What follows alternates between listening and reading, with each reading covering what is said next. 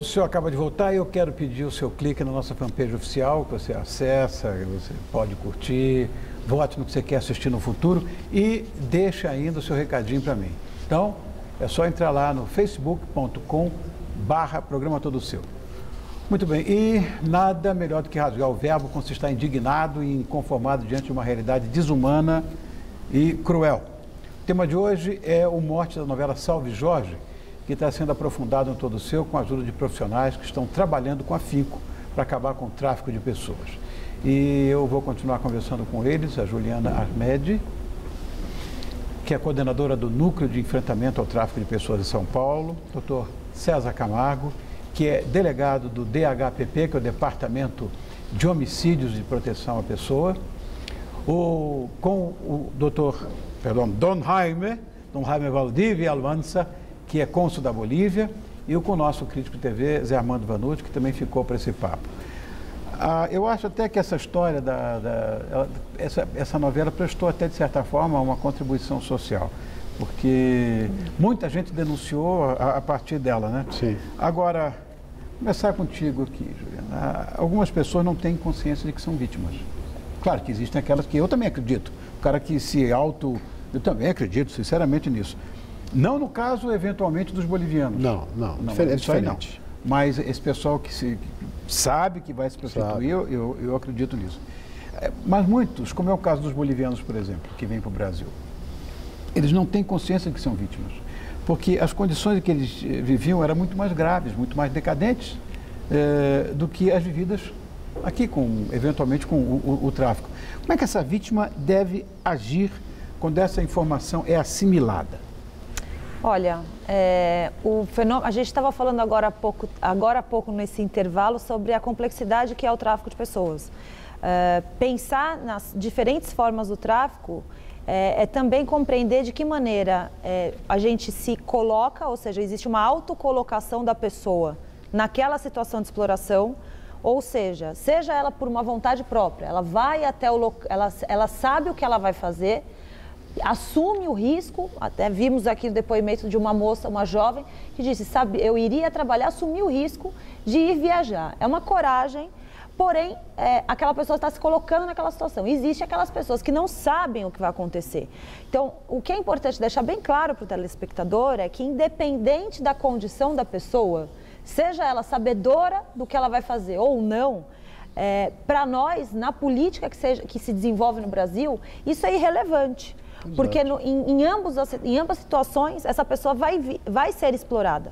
De alguma maneira vai ser subtraído dela o direito dela, não só da sua liberdade. Sim. Agora, quando a pessoa percebe essa situação, não existe uma fórmula específica para dizer como ela vai reagir.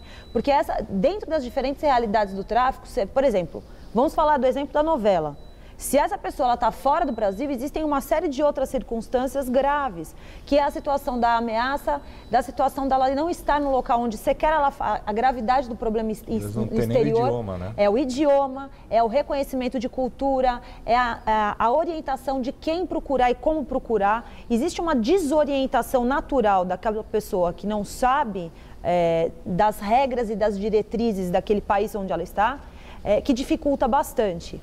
Se você está falando de tráfico interno, e existe muito problema de tráfico interno no Brasil, seja para a questão do trabalho escravo na área urbana ou rural, tivemos um caso recente em São Paulo, relativo à exploração de adolescentes no futebol, ou seja, algo que há muitos e muitos anos existe no mundo, e só agora a gente está conseguindo dar nome e identificar o problema. Então, procurar que essas pessoas se reconheçam como vítimas, esses jovens, por exemplo, eram adolescentes. Para eles era um sonho, né? Estar em São Paulo jogando bola. É muito difícil a pessoa, até ao identificar o problema, aceitar que aquela situação, por exemplo, para esses jovens era quase inaceitável. Como assim? Eu estava tendo uma oportunidade, tive que voltar, né? Deixar de ter essa oportunidade. Existe essa visão, sim. Existe. Você estava falando da novela, eu não sei se você acha, Zé, que a novela de fato retratou a verdade em relação a tráfico de pessoas e tráfico de drogas também, que está tudo junto, né? Eu acho que deu uma pincelada. pincelada só, né? Porque eu acho que não dá nem para ir muito adiante, porque né, você tem a questão de como falar com o público e o que a televisão permite, né? Mas tem coisas fortes, tem um assassinato no meio do caminho aí. Assassinato. Acho que a gente tem até esse trecho aí, não tem não? Vem até mais agora, né? Porque agora a Lívia vai ficar contra a parede, a Wanda também, então mostra que a Wanda, por exemplo, ela vai usar da própria filha biológica para conseguir dinheiro, para conseguir se virar, fugir, mostra o que ela não tem, o amor ali. Mas eu só queria, me permita, Rony, puxar nesse caso do jogador de futebol, o que configura como o tráfico aí de pessoas? É você não permitir que o sonho se realize, é explorar esse sonho? Vamos lá. Isso ainda está sendo julgado, o processo ainda não terminou, existe um processo judicial. O Tribunal de Justiça de São Paulo se manifestou sobre o caso, foi uma decisão inédita e que claramente disse o seguinte: quando você teve uma família, situação de vulnerabilidade, num estado, numa condição muito precária social, essa família foi seduzida. A ela foi, claro que ela tem o sonho de ver seu filho jogador de futebol, mas ela desconhecedora de uma série de regras e esse jovem, portanto, desprotegido, vulnerável socialmente. Então esse é o primeiro item. O segundo item, esse jovem foi trazido para o estado de São Paulo por alguém que o abrigou, que o colocou numa situação de exploração. Aí vem o terceiro item, numa situação de exploração que foi o de estar desassistido da sua guarda, estar desassistido do seu direito de estar numa escola, da sua assistência de saúde psicológica, social, de estar sendo reconhecido como um atleta jovem. Existem, portanto, normas, no caso especificadamente, normas do Estatuto da Criança e do Adolescente e da Lei Pelé. Ou seja, desassistido, portanto, dos seus direitos, eu tive aí, portanto, a configuração dos 3 requisitos do tráfico.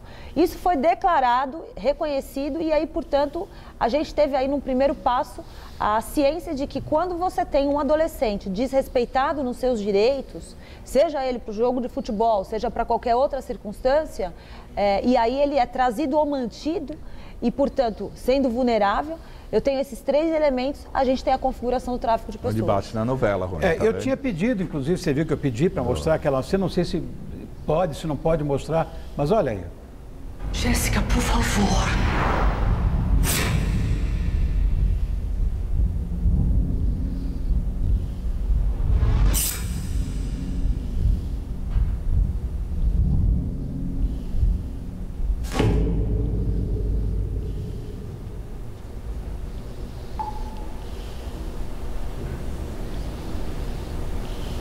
Você não faz de uma sensibilidade forte, né? Também, né? Agora, tem um outro aspecto nessa história aqui, né, doutor César, que as vítimas têm medo do que os traficantes podem fazer com a família. Com a família, sim. Como é que funciona essa vida? É sempre ameaça contra a família, né? Porque às vezes a pessoa de si mesma não tem, ela mesma não tem medo, né? Tá. Mas ela está refém, a família está refém dessas pessoas. Agora, o que é interessante é colocar é que hoje nós temos o tráfico de droga, tráfico de pessoas e tráfico de armas no mesmo patamar. Vocês vejam bem que o tráfico de pessoas é mais antigo que os dois. Lembra da época de Cristo, quando as tribos tomavam as outras tribos e colocavam como escravos. Verdade. É algo tão antigo que somente agora nós estamos abrindo os olhos para isso. Fazendo acertos entre a gente, conversando. Algo que tinha sido visto há muito mais tempo. Na verdade, hoje sim, nós estamos começando a tomar ciência disso, porque fere a pessoa naquilo de mais nobre que ela tem, que é a liberdade dela, não é? Exatamente. E o trabalho escravo eu acho mais vil ainda, porque o preso, ele está preso, ele cometeu um crime, ele vai para a cadeia. Mas ele tem o café da manhã, ele tem o almoço, tem o café da tarde, tem o jantar. O trabalhador, ele tem uma alimentação péssima, ganha uma miséria. Essa parte eu acho mais vil ainda e fere muito mais o direito humano. Essa parte do trabalho escravo. Eu acho a parte mais vil que tem. Isso também. E eu, na minha época de cantor, eu fui muito à Bolívia. Eu conheço as principais cidades e algumas pequenas também da Bolívia. É um povo muito doce, sim, é um povo bom, é gostoso de lidar, é bom de conversa, sabe? Mas está acontecendo agora, Rony, me desculpe. Inclusive, Dom Jaime me ajudou, inclusive, aí há pouco, porque certos funcionários que eu precisava, até que fiquei penalizado, ele dá carteira de trabalho, ajuda as pessoas, isso é fundamental. Por isso que te adoram tanto, Dom Jaime. Não, Rony, como você fala, nós temos um povo milenar, né? Um povo culturalmente humilde. Né? Então, nossa cultura é praticamente já sobre uma cultura dos incas, dos pré-incas. Então, essa influência, essa humildade, fazem com que os aliciadores, como diz a doutora, os enganam. Eu acho que a característica que tem que ser bem clara, como diz a doutora Juliana, eu acho que traficar pessoas, como tem muita gente, mas eu só trouxe 10 pessoas porque eles quiseram. Será? Não. Você entende? Não, aí não. Você entende? Aí que assim. está. São características que temos que deixar bem claras, que a pessoa que vai enganar, vai traficar, vai trazer de uma forma ou de outra, como manifesta a doutora, sim, é crime. Claro. E este processo tem que ser aplicado, e como o doutor César fala, que agora eu acho que nós estamos começando a nos comunicar, a começarmos a falar, a começar a agir. Nós já fizemos, inclusive, várias ações com a Polícia Federal em outros municípios, Rony, e com sucesso. Se respeitando os direitos humanos, respeitando o procedimento. Agora, temos que também pensar uma coisa e dizer publicamente: o vítima sempre vai estar do nosso lado, a vítima sempre vai nos deixar proteger. Vamos sempre protegê-los. Claro, e essa coisa está se globalizando agora, não sei se vocês leram essa história do Google. O Google está cedendo agora 3 milhões de dólares para essas instituições que combatem o tráfico de pessoas. Quer dizer, já chamou a atenção do mundo inteiro, né? Quem quiser lutar, na verdade, contra esse malefício, já existe essa história do Google. Eu não sei como é que as pessoas podem ajudar mais, mas se alguém tem alguma sugestão aqui, eu vou aceitar. Eu tenho algumas sugestões. Então, assim, como Secretaria de Estado da Justiça, o nome é Justiça e Cidadania. Eu diria que as pessoas podem ajudar de diversas formas. A denúncia sempre é aquela, talvez o primeiro pensamento, eu vou denunciar. Mas eu acho que mais do que denunciar, as pessoas têm que compreender as origens e as razões dos fenômenos que levam um ser humano a ser traficado. Então, assim, eu acho que a grande ajuda o cidadão tem que buscar, assim, combater esses preconceitos, que são os preconceitos de acreditar que um adolescente trabalhando na rua é normal. Que uma mulher prostituta, por ser prostituta, né, profissional do sexo, é normal que ela seja explorada. Que uma travesti, seja ela adolescente ou adulta, ela discriminada, sendo um ser humano menor, é normal que ele seja explorado. Que as grandes empresas que contratam a mão de obra dos bolivianos, que é uma mão de obra qualificada, é uma mão de obra comprometida, nenhum boliviano, nenhum latino-americano e nenhum imigrante vem ao Brasil buscando crescer, né? Ou seja, no sonho de querer melhorar, não veio para cá para praticar crime ou veio para cá para prejudicar o nosso país. Ao contrário, é uma força de trabalho enriquecedora, né? Então, que a gente tenha uma responsabilidade social das empresas que contratam esses serviços, sejam elas grandes, sejam elas médias, sejam pequenas. Eu acho que são muitas as iniciativas, né? Eu acho que são os comprometimentos dos países onde, como no caso da Bolívia, os consulados assumindo as suas responsabilidades.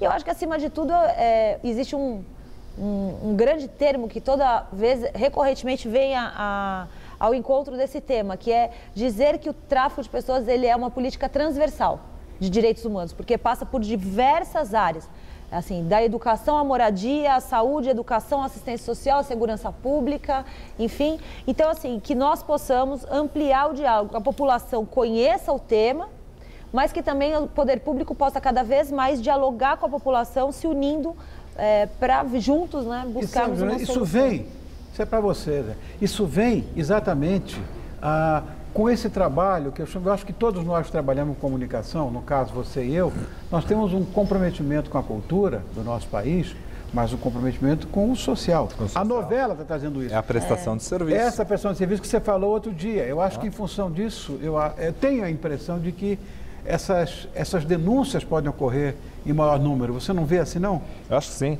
Novela, o Manuel Carlos já conseguiu aumentar a doação de medula óssea com uma novela. Né? A gente já conseguiu mudar muita coisa com novela, com mobilização. A própria Glória Pérez já colocou questões bem complicadas através da dramaturgia e levou à sociedade. Então, eu acho que é importante isso. O importante de Salve Jorge também, Rony, é conseguir mostrar para o grande público e principalmente para os dirigentes de televisão que assuntos pesados também podem entrar na dramaturgia. Perfeito. Olha, eu queria agradecer muito a presença de todos. É um tema que, sabe, acho que muita gente não falou o que queria, o que devia, mas é que o tempo também corre e as pessoas... acabou, não tem tempo, já fizemos em 2 blocos, é um terror. Eu quero agradecer a presença desse time incrível hoje aqui, do Rasgando o Verbo, de primeiríssima grandeza. Esta bonitinha Juliana Armédio, que está aqui do meu lado, que é coordenadora do Núcleo de Enfrentamento ao Tráfico de Pessoas aqui em São Paulo. Dr. César Camargo, que do seu lado também defende essa história, delegado do DHPP. Dom Jaime Valdívia Almanza, que é cônsul-geral da Bolívia. E o nosso crítico de TV, Zé Armando Vanucci. Muito, muito obrigado a todos. A gente tem que continuar essa conversa, que ficou curta. Embora a gente tenha falado metade do programa, não é?